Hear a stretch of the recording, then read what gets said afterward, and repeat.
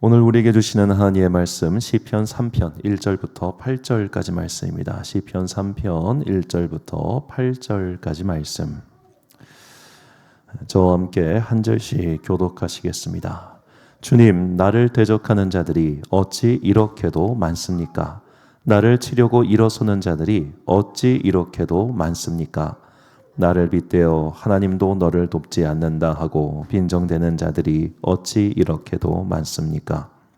그러나 주님은 나를 애워싸 주시는 방패, 나의 영광, 나의 머리를 들게 하시는 분이시니 내가 주님을 바라보며 소리 높여 부르짖을 때에 주님께서는 그 거룩한 산에서 응답하여 주십니다. 내가 누워 고나게 잠들어도 다시 깨어나게 되는 것은 주님께서 나를 붙들어 주시기 때문입니다. 나를 대적하여 사방에 진을 친 자들이 천만대군이라 하여도 나는 두려워하지 않으렵니다. 주님, 일어나십시오. 나의 하나님, 이 몸을 구원해 주십시오. 주님께서 내 모든 원수들의 뺨을 치시고 악인들의 일을 부러뜨리셨습니다. 구원은 주님께만 있습니다. 주님의 백성에게 복을 내려 주십시오. 아멘.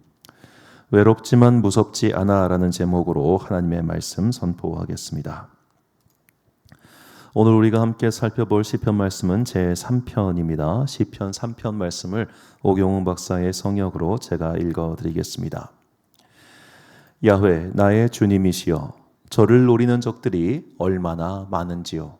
벌떼처럼 일어나 제게 창을 겨눕니다. 저들이 떠들어대길 하나님이 저자를 돕지 않으시니 그 목숨 따위 무슨 대수랴. 그러나 야훼, 나의 방패 되셔서 지켜주시고 나의 영광 되셔서 제 머리를 들게 하십니다. 나 큰 소리로 주께 부르짖으니 호소하는 간구 거룩한 산에 이르네. 편안히 자고 깨는 것 어느 하나도 주의 은혜 아님이 없으니 겹겹이 애워싼 적들이라 하여도 두려울 바 전혀 없어라. 주님 굽어보사 슬픈 탄식 들으시고 저를 구하소서. 주님 들으시고 원수의 턱을 치시며 그 이빨 부수시네. 가련한 인생 의뢰할 이는 가없는 덕 베푸시는 주님뿐이라. 아멘. 자, 오늘 이 3편의 제목을 제가 이전에 뭘로 정했냐면 선민이라고 정했습니다. 선민. 자, 보통 우리가 선민이라고 하면 택할 선자를 써가지고 신이 선택한 백성, 이런 사람들을 선민이라고 부르는데, 오늘 본문에 나오는 이 오경훈 박사는 이 선민을 이 고을 선자를 써서 선민이라고 했어요. 그런데 이 고을 선자를 써서 선민이라고 하면 어떤 뜻이 되냐면 부모가 없어 가난하고 외로운 인생을 가리켜 선민이라고 부릅니다. 자, 부모가 없어 가난하고 외로운 인생을 왜 선민이라고 부르느냐? 이게 이제 중국의 유교 경전인 시경에 나오는 말인데요. 가난한 백성의 살림살이 죽지 못해 사는 신세로구나라고 할 때 가난한 백성을 선민지생이라고 했습니다. 이 선자가 신선하다 선자도 있지만 저게 물고기 어자에다가 거기 양자를 씁니다. 그런데 이 양자가 생선 비린내를 뜻하는 양의 약어예요. 생선 비린내. 그러니까 저게 신선하다 선자라는 의미도 있지만 이제 옛날에는 어떻게 썼냐면 저게 생선 비린내가 난다라고 해서 저 선자를 썼습니다. 그러니까 지금 이 백성, 이 선민은 어떤 사람들이냐? 몸에서 생선 비린내가 나는 그런 사람들이라는 거예요. 제가 저희 아버지께 드린 이야기인데, 저희 이제 큰 고모가 거의 이제 신혼 초에 이제 생선 장사를 하셨대요. 어시장에서 이렇게 하는 걸 하셨다는데, 그게 아침부터 계속해서 그 어시장에서 일하면 몸에서 물 냄새, 생선 냄새가 그냥 뼛속까지 배버린다는 거죠. 제가 2002년도에 그때 강릉에 수해가 났었을 때 그 대민봉사를 나간 적이 있었습니다. 그때 아직도 기억나는 게, 그때 수해가 굉장히 컸었거든요. 그 물고기 저장 창고가 있었어요. 그게 수해를 입어서 물고기도 썩어버린 겁니다. 그 진흙이랑 더불어서 그거를 파내는 일들을 그때 예비역 이제 선배들이 했었는데, 그거를 7시간 정도 하고 오니까 사람 몸에서 나는 냄새가 악취가 없취가 그런 악취가 없어요. 세상에 와 어떻게 인간에게서 저런 냄새가 날까 싶을 정도로 심한 냄새가 나더라고요. 그게 생선 비린내입니다. 저같이 후광이 둔팅이들도 생선 비린내 나면 못 먹겠죠. 그 비린내 나는 냄새는 무엇을 상징하냐면 가난을 상징하는 겁니다. 부유한 사람이 냄새 나는 일을 하겠습니까? 땀내 나는 일을 하겠습니까? 그러니까 백성의 삶이라는 것은 오늘도 땀내 나는 일을 하는 거예요. 발에서 땀이 나고 입에서 땀이 나고 손에서 땀이 나고 그렇게 해서 돈 벌어서 하루 벌어 하루 먹는 사람들, 그렇게 해서 그냥 정말 힘들게 남의 직업에 돈 이렇게 해가지고 정말로 돈 앞에서 자존심 굽혀가면서 그렇게 힘들게 사는 인생들, 그런 사람들을 가리켜 선민이라고 하면서 그 선민에게서는 뭐가 난다? 생선 비린내가 난다는 거예요. 비린내가 난다. 자, 문득 이 냄새에 관해서 생각을 해보다가 예전에 읽었던 김훈이라는 작가의 개라고 하는 소설이 생각났습니다. 이 개라고 하는 소설은 주인공이 개입니다. 근데 이제 이 개를 키우는 견주는 어부예요. 그래서 이 개가 주인공이 돼서 개가 화자가 돼서 막 말을 하는 소설입니다. 이 김훈 작가가 1948년생인데 이 집에서 개를 오랫동안 키우면서 이 개에 관한 아주 풍성한 사랑과 감정을 담아서 이 책을 썼어요. 저 참 감동적으로 읽었던 책인데 거기 보면 이런 표현이 등장합니다. 주인님 몸에서 나는 경유 냄새는 고단하고도 힘찬 냄새였는데 어딘지 쓸쓸한 슬픔도 느껴지는 냄새였다. 나는 그 경유 냄새를 아침바다의 차갑고 싱싱한 안개 냄새보다 더 사랑했다. 그것은 일하는 사람이 풍기는 냄새였고 내가 지키고 따르고 사랑해야 하는 냄새였다. 일하는 사람이 풍기는 냄새. 열심히 사는 사람에게서는 땀 냄새가 나는 거죠. 열심히 사는 사람이 그렇게 그런 거 있잖아요. 아침에 화장할 시간도 부족해요. 나를 꾸미고 가꿀 시간도 없어요. 정신없이 애들 키우는 분들 같은 경우 아침부터 애들 키우고 씹히고 입히고 가지고 어디 막 보내놓고 나도 막 정신없이 우다우다 한 다음에 나도 출근하고 가가지고 또 정신없이 일하다가 또 애들 하원 시간 맞춰가지고 정신없이 와가지고 애들 막 픽업하고 또 다시 또 정신없이 뭐라고 하루 종일 해가지고 이제 잘 때쯤 되면 하루가 끝났구나. 몸에서는 땀 비린내가 아니라 그냥 인생 비린내가 나는 그런 삶. 자, 그런 삶, 그 냄새에 대해서 또 김훈 작가가 이런 말을 합니다. 사람의 몸 냄새 곳곳에 스며 있는 사랑과 그리움과 평화와 슬픔의 흔적까지도 그날 모두 알게 되었지. 그 냄새는 모두 사랑받기를 목말라 하는 냄새였어. 자, 사랑받기를 목말라 하는 냄새. 너무 지치고 힘드니까 누가 나 좀 도와줬으면. 너무 지치고 힘드니까 정말로 와서 개미 손 하나로 좀 보태줬으면, 고양이 손이라도. 그런 생각 들잖아요. 제가 개척하고 항상 그때 하는 생각이 뭐였냐면 한 명만 와서 도와줬으면 좋겠다. 한 명만. 이게 모든 일이 다 그런 것 같아요. 혼자서 하면 되게 힘들어요. 근데 진짜 거짓말처럼 한 명만 와서 도와줘도 일이 그렇게 수월할 수가 없어요. 제가 아직도 좀 못하고 있는 부분이긴 한데 지금 2025년 다니엘 기도의 달력을 현수막을 아직도 못했어요. 아직도 못된 이유는 간단해요. 밑에서 사다리를 잡아줄 남자가 없어서예요. 그건 남자가 잡아줘야 되거든요. 무거운 거니까. 그게 없으니까 제가 못 올라가요. 그러니까 그 한 명에 대한 되게 간절함이 있죠. 우리 모두가 다 그렇습니다. 한 명만 있으면 되게 편할 것 같은데, 한 명만 있으면 되게 수월할 것 같은데, 그런 마음을 가지고 살면은 우리 마음속에 뭐가 찾아올까요? 외로움이 찾아오죠. 나는 왜 그런 한 명이 없을까? 자, 오늘 시인도 굉장히 괴로운 중에 그 한 명이 없기 때문에 하나님께 기도한 겁니다. 하나님, 나 너무 힘들어요. 나 너무 힘들어서 진짜 외롭고 힘들고 괴롭고 정말 너무너무 지쳐 있을 때 그가 기도하고 잠이 든 거예요. 그런데 하나님께서 그를 깨워주신다는 겁니다. 본문 5절 말씀 보니까 내가 누워 고나게 잠들어도 또다시 깨어나게 되는 것은 주께서 나를 붙들어 주시기 때문입니다. 왜 깨어날까요? 여러분 아침에 일어나기 싫을 때 있죠. 오늘 하루도 어제와 똑같은 힘겨운 하루가 되겠거니 하면 아침에 눈 뜨기 싫어요. 아침에 눈을 떠봤자 어제와 똑같이 힘들 뿐이니까. 그런데 하나님께서 그를 붙들어 주시기 때문에 아침에 새로운 희망을 품고 산다는 겁니다. 아침에 새로운 소망을 품고 힘겨운 하루가 반복되겠지만 그 힘겨운 하루에게 지지 않을 믿음의 힘이 생긴 거죠. 누구에게? 기도하는 사람에게.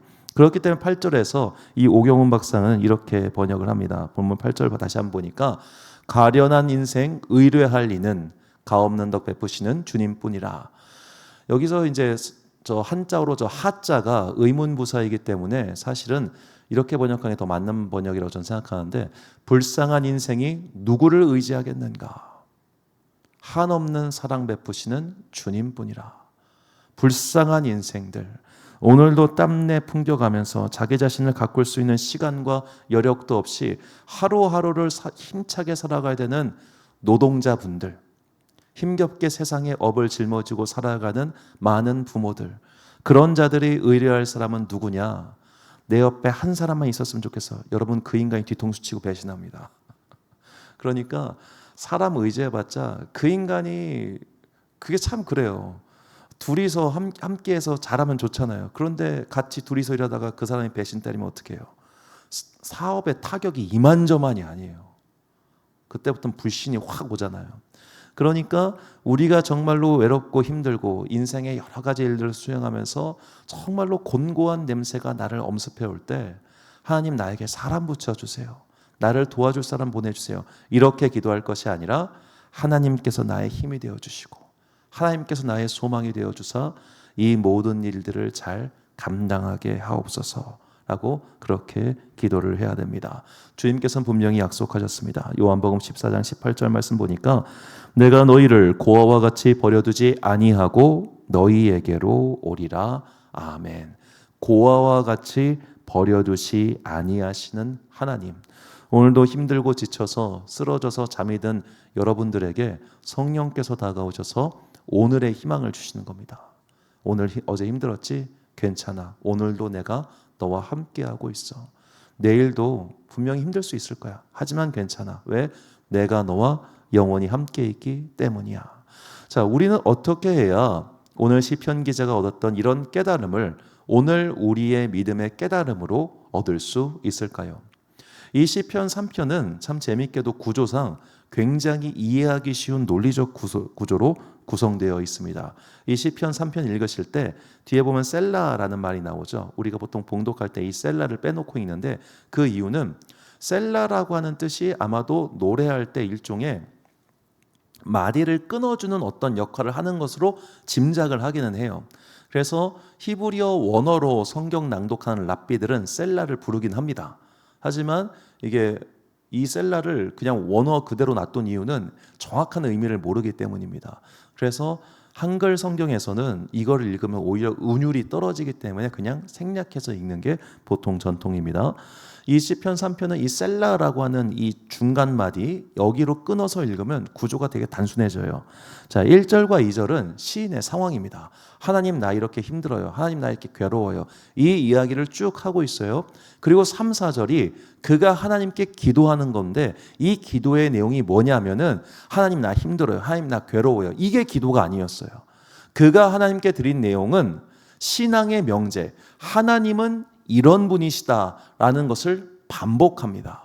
그러자 그 하나님은 이런 분이시다라고 하는 신앙의 명제의 정의가 오늘 내 삶의 고백이 되었고 이것을 적용하여 살 수 있게 된 거죠. 이걸 보여주는 절이 3절과 6절이에요. 여호와여 주는 나의 방패시오 나의 영광이시오 나의 머리를 드시는 자인이다. 이게 명제라는 겁니다. 하나님은 이런 분이십니다. 하나님은 이런 분이십니다. 이 신앙의 명제는 곧 무엇인가? 성경에 대한 말씀이에요. 우리가 기도할 때 꼭 성경 말씀을 붙들고 기도하라는 게 이런 겁니다. 하나님, 제가 성경을 보니까 말씀에 이렇게 기록되어 있네요. 이 기록된 말씀이 오늘 나의 삶 가운데 이루어지게 하여 주옵소서. 이게 기도라는 겁니다. 오늘 단순히 하나님 나 이거 힘들어요. 나 괴로워요. 나 죽겠어요. 이것도 물론 기도지만 이런 기도 말고 정말로 이 말씀이 내 삶에 이루어져 달라고 하는 기도. 그래서 기도는 항상 말씀과 함께 가야 됩니다.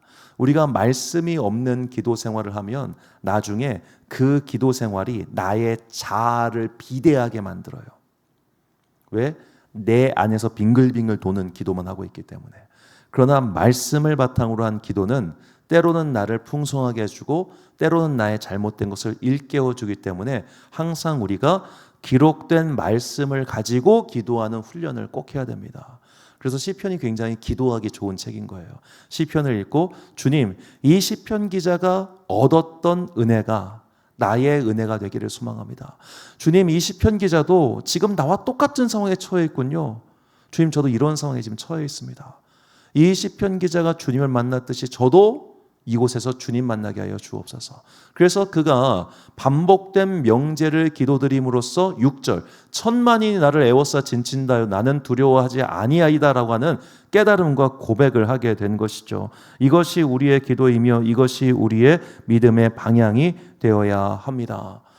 하나님께서는 반복해서 우리에게 말씀하십니다. 내가 너희와 함께하고 있다고 말이죠. 요한복음 8장 29절 말씀 보니까 나를 보내신 이가 나와 함께 하시도다. 나는 항상 그가 기뻐하시는 일을 행함으로 나를 혼자 두지 아니하셨느니라. 예수님께서 말씀하시죠. 하나님은 나를 혼자 두지 않으셔. 왜? 그가 기뻐하시는 일, 내가 하나님께서 기뻐하시는 일을 행하고 있기 때문이라고 말씀하십니다. 오늘 우리도 마찬가지의 기도를 드릴 수 있도록 생각해야 됩니다. 나는 하나님께서 기뻐하시는 일을 하고 있나? 내가 하나님께서 기뻐하시는 일을 하고 있으면 하나님께서 나를 혼자 두지 않으신다네?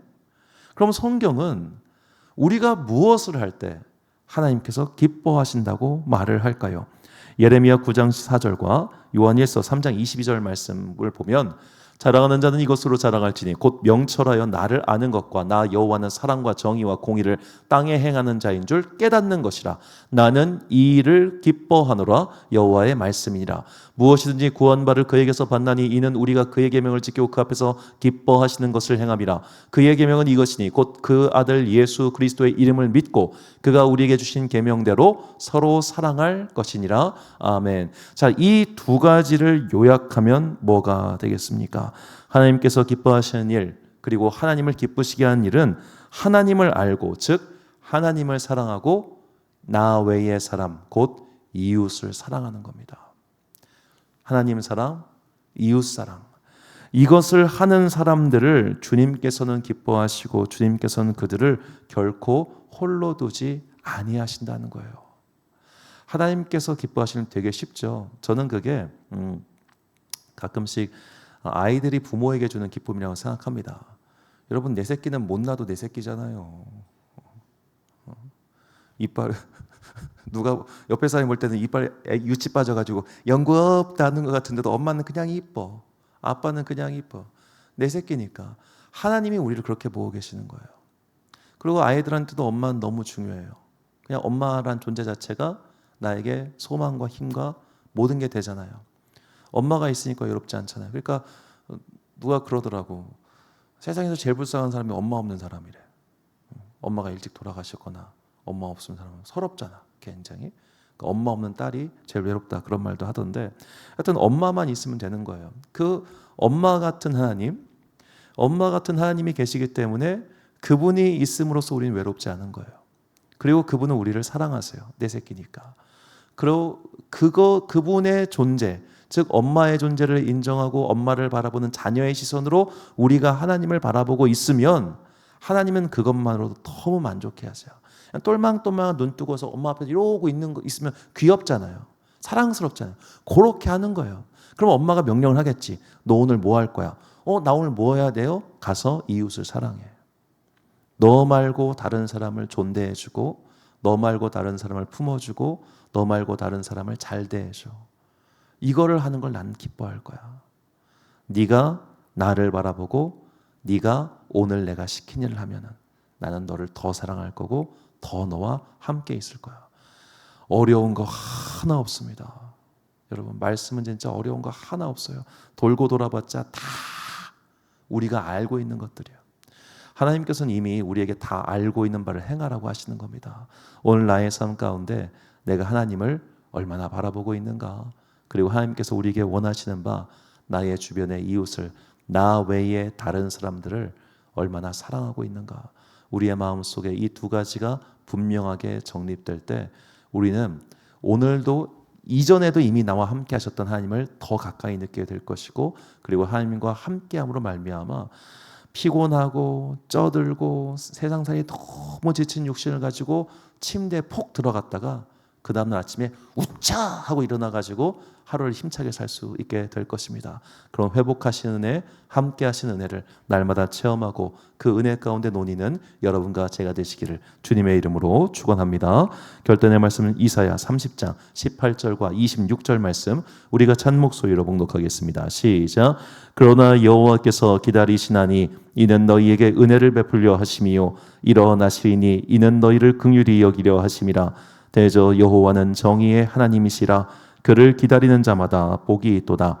여호와께서 자기 백성의 상처를 싸매시며 그들의 맞은 자리를 고치시는 날에는 달빛은 햇빛 같겠고 햇빛은 7배가 되어 7날의 빛과 같으리라. 아멘. 사랑하는 지혜빛 광성교회 성도 여러분, 그리고 이 수요일 오전 함께 시편 산책하고 계신 귀한 주님의 자녀 여러분, 내 인생 여정 끝내어 강 건너 언덕 이를 때 하늘문 향해 말하리 예수 인도하셨네. 우리의 모든 인생의 고백이 그런 고백으로 귀결될 수 있도록 날마다 하나님을 더욱 사랑하고 내 주변의 사람들을 더 사랑하는 그런 사랑의 사람이 됩시다.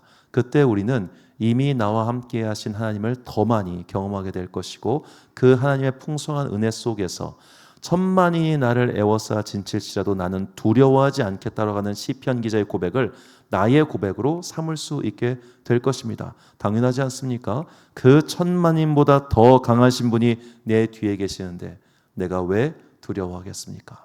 그렇게 날마다 주님과 함께, 주님과 더불어 살아감으로써 오늘 인생의 모든 고난의 파도를 잘 이겨내고 주님께 주시는 은혜를 누리는 여러분과 제가 되시기를 주님의 이름으로 축원합니다. 기도하겠습니다. 사랑과 은혜가 풍성하신 아버지 하나님, 참으로 감사합니다. 우리에게 사명을 주셨고 우리에게 생명을 주셨고 오늘도 우리에게 은혜를 베풀어 주시는 아버지 하나님, 우리가 인생을 살기가 힘들 때가 참 많습니다. 지친 몸으로 집에 돌아와서 그저 이불 속에 들어가면 아무것도 하고 싶지 않고 아침에 일어나는 것도 싫을 정도의 상태가 될 때가 얼마나 많은지요. 그러나 주님께서 그 밤에 우리에게 새 힘을 주시사 일어나게 해주신다는 것을 말씀을 통해 깨닫게 해주시니 감사합니다. 이 시편 기자들의 고백이 내 인생 고백되게 하여 주옵소서. 그리하여 내가 지치지 아니하고 하나님을 더욱 사랑하고 명령하신 바 이웃을 더욱 사랑할 수 있는 사랑의 자녀가 되게 하여 주옵소서. 그때 우리는 이미 나와 함께 하신 하나님을 더 가까이 느끼게 될 것이고 그 하나님과 더불어서 더욱더 사랑과 믿음과 은혜의 길을 걸어가게 될 것입니다. 우리의 인생 여정 끝내는 순례의 마지막 날까지 이 사랑의 사명을 잊지 않고 사랑의 면류관을 얻기 위하여 끝까지 달려가는 거룩한 주의 종들 되기를 간절히 소망하오며 이 모든 말씀 우리 구주 예수 그리스도의 이름으로 기도드립니다. 아멘.